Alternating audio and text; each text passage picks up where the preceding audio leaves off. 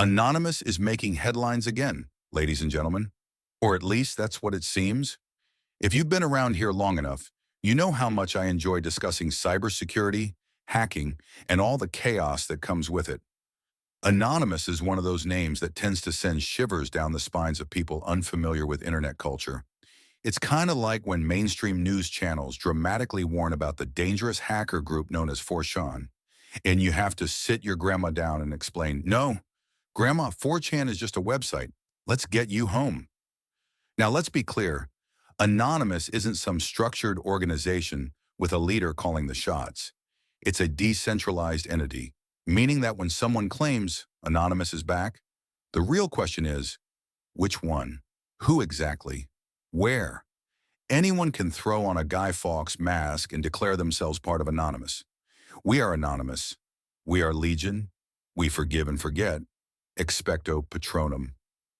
Yeah, that's basically your stereotypical anonymous member right there. Of course, they aren't the only hacker group out there.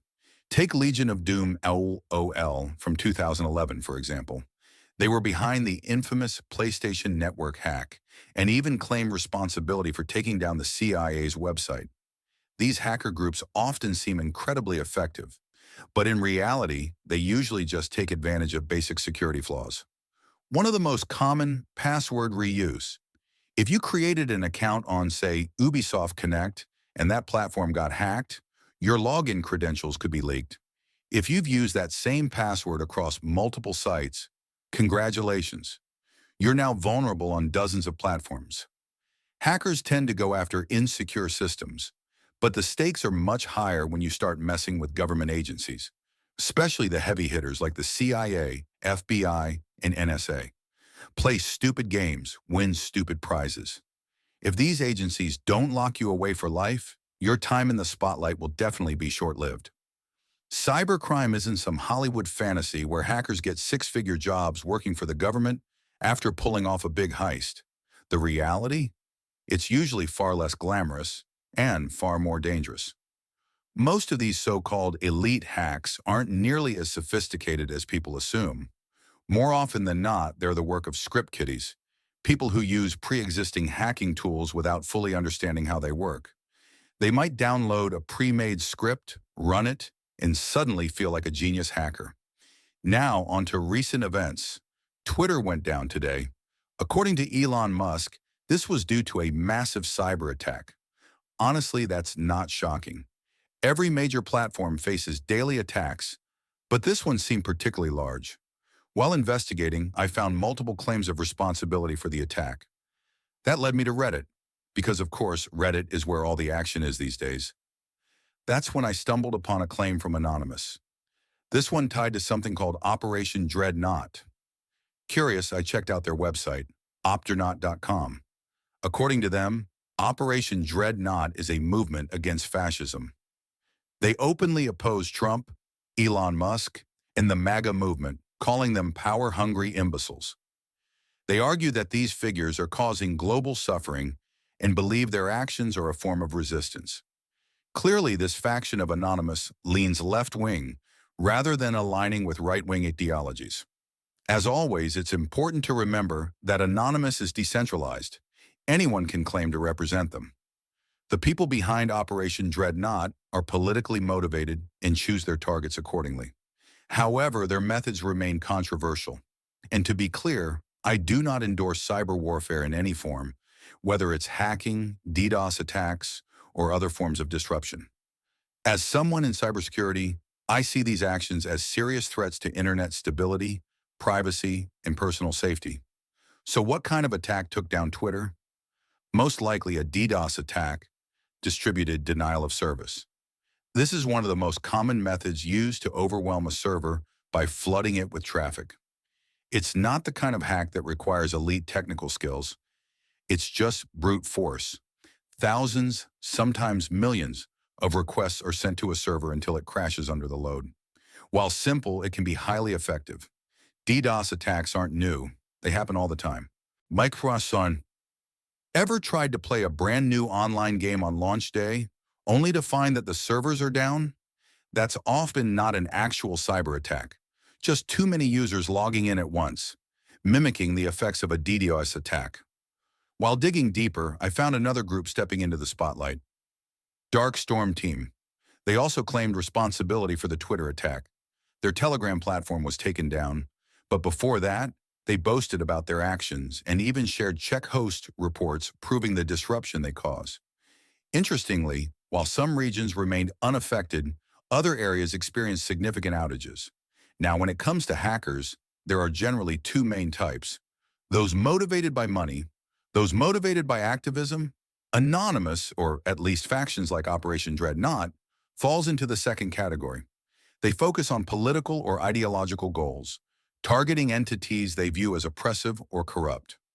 While I don't condone these actions, it's clear their goal is to disrupt the systems they see as unjust. So what tools might a group like Darkstorm Team use? One possibility is Mega Medusa, a powerful 7-layer DDoS tool created by the Rippers Group. It's easy to set up, yet capable of launching high-level DDoS attacks. But here's the thing. Most modern-day hackers aren't hardcore coders or security experts. Instead, they're just script kiddies, people using pre-built tools they barely understand. Even so, underestimating them would be a mistake. While their skills might not be top tier, the damage they can cause is very real.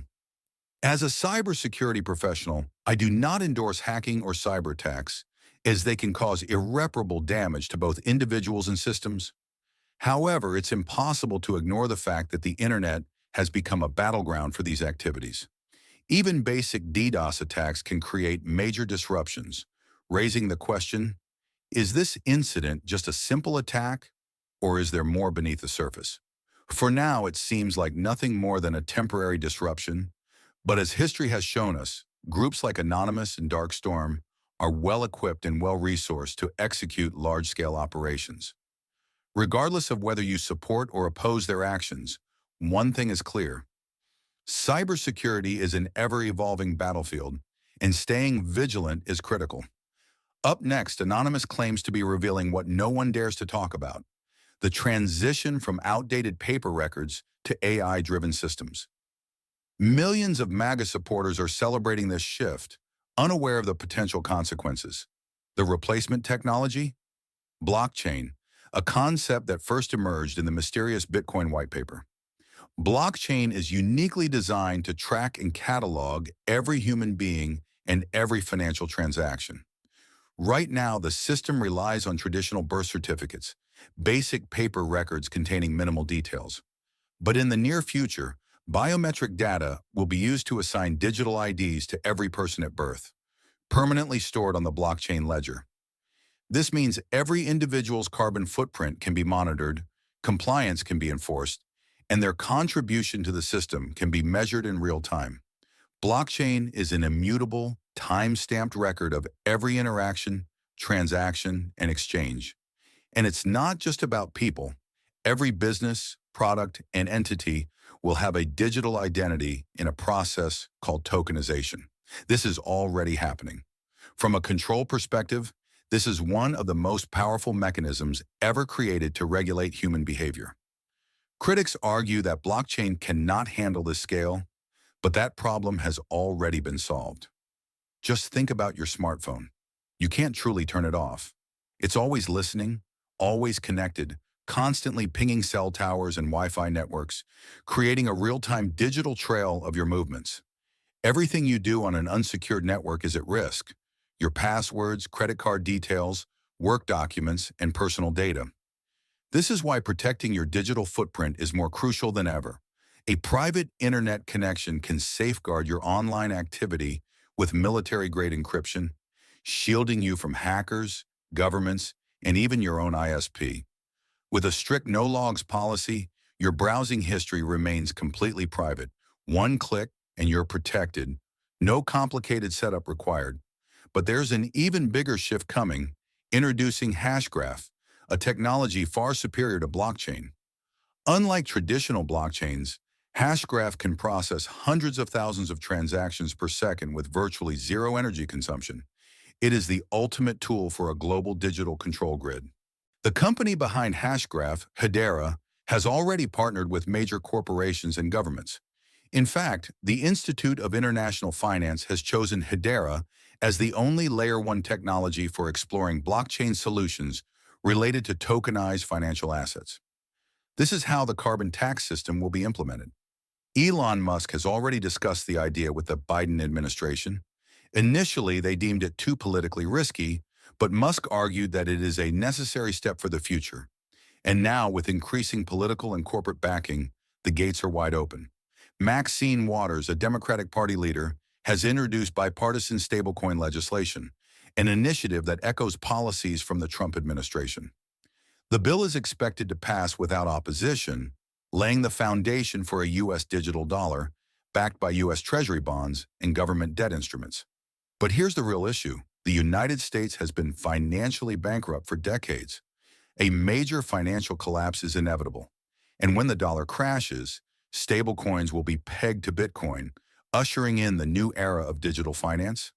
The public will be sold on the idea that this system will help secure borders, protect children, and enforce carbon taxation.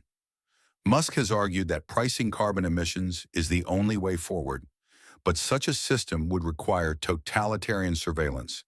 Every single transaction and interaction will need to be tracked and verified, all in the name of safety and security. In reality, however, this is a trap. It won't reduce crime. It will create a system where billions of people are permanently controlled and economically enslaved.